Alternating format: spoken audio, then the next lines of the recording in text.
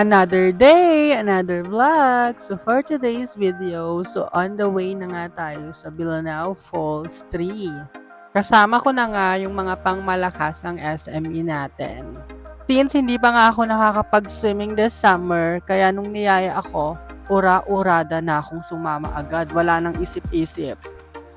Nakarating na nga tayo dito sa ating destination. So bago ka pala makapunta dito sa falls, kailangan mo muna magbayad ng environmental fee na tumataginting na 40 pesos. So, nandito na nga tayo sa entrance ng Bolinao Falls. Syempre, bago tayo makapasok, kailangan muna natin mag-pay ng entrance fee for only 30 pesos. And also, mandatory din na kailangan mag-rent ng life vest. Kasi, malalim ang tubig dito, 18 feet. Kaya mas mabuti ng safe better than sorry. Charis. After how many years, so nakapasok na rin tayo since fully paid na ang entrance fee natin. Ayan. So, anyways, bago ka makapunta doon sa falls, so kailangan mo muna humakbang ng 100 steps pababa. Ayan. Bago ka makapag-swimming. Aside from entrance fee and life vest, syempre, pwede ka rin kumuha ng cottage dito for only 300 pesos. Syempre, kailangan mo yun para paglagyan ng mga gamit mo. And also, kapag kakain kayo syempre or picnic or whatsoever man ang gagawin nyo. So, kahit tirik ang araw, so for the go lang tayo since first time kong makakapunta sa mga ganitong waterfalls. Pagbungad mo pa lang sa waterfalls ay mapapasabi ka na ng, "Wag muna tayong umuwi." Di ba naging singer ang atake natin? Ayan, di ba napakaganda. So, first time ko talaga makakapunta sa ganitong waterfall. So, bago tayo magbabad sa waterfall, syempre, kailangan hindi mawawala ang ating sunblock. Ay, hindi pala, sunscreen yung nadala ko. So, kailangan natin ng sunscreen para hindi tayo matusta, maging daing.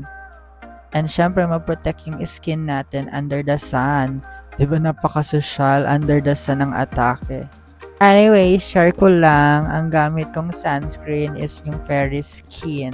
So, the more na ginagamit ko siya, the more na nagiging glass skin ang face lock natin for today. Syempre, malay ba natin, merong mga umbaw sa paligid, so kailangan ready tayo. And syempre, kailangan natin isuot ng mabuti ang life vest natin kasi hindi tayo marunong lumangoy. So, sinuot na nga ang sunglasses at baliktad pa. Ayan. So, later on, ready na tayong mag-swimming all day. Kahit tirik na tirik ang araw. Siyempre, hindi rin natin palalagpasin na lagyan ng ating skin tone para pack na pack. So, tumayo na nga ako para ipakita sa inyo ang ganda ng Bolinao Falls 3. And kailangan pack na pack. Glass skin pa rin ang ating face lock kahit napakainit for this summer. Nanguna na nga ang mga kasama kong mag-swimming. So, si Mark is naka-color yellow. So, yellow yung pinili niya kasi aesthetic daw para wala siyang kapareho ng life vest. So ayan na nga yung atake ko dyan sa waterfalls, 'di ba? So first time ko talagang mag-waterfall. So by the help of life jacket, so mala Disney princess tayong lumalangoy, 'di ba? So kahit hindi ka marunong lumangoy, so for the lutang lang ang person. Ganun. Nung una, struggle is real talaga ako kasi hindi ako makalipat doon sa ibang pwesto ng waterfalls. Pero for the flash lang kamay mo, so worth it naman, nakalipat naman tayo. Ito pa nga yung isang Disney princess natin na mala Little Mermaid. O, pak, diba? Featuring Merc. Damang-dama niya yung waterfall sa sobrang init. Yan. So, for the wish I could be part of the world. Ganun daw ang atake niya for today. Kaya pagbigyan na natin kasi ngayon lang to.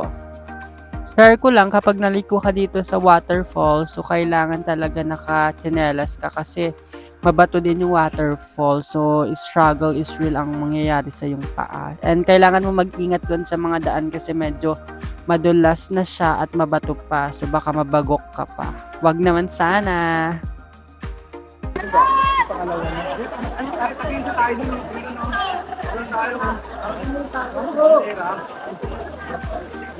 So may pa-cheer pa kami dun sa mga kasama namin na tatalon para daw malakas ang loob nila pag tumalon. Ayan, nauna na nga si Mark.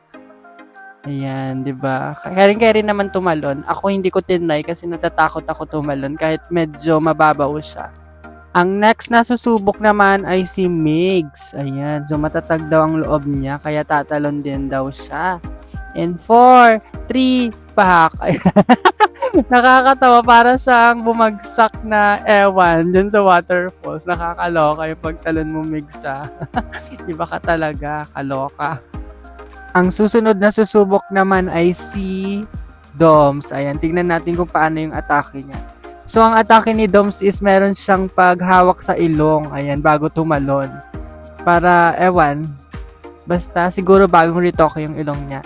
Eme, charot lang. Up next naman, ayan, malakas ang loob nitong taong to. Si Aldous. Ay, si Sir JB! Go, Sir JB! Pari ka bata! So, pinapalakas na nga namin yung loob ni Aldous bago tumalon. So, inunahan mo na siya ni Mark. Ayan. For the talon siya agad. Ito walang pakundangan sa pagtalon. Ayan na si Little Mermaid natin. O, diba? Pak na pak talaga to Little Mermaid natin. So, ayan na nga. Nagka-charge na ng lakas ng loob si Aldous. So, tatalon na talaga siya. Boogs. Up next, since magkasama na kaming dalawang Little Mermaid, so wala kayong magagawa kung magaganda-gandahan kami sa camera. Pakialam nyo. Taris, kung inggit, pumikit na lang. Wag nang mag-comment-comment. Eme, charot lang. Hindi ko kayo inaaway.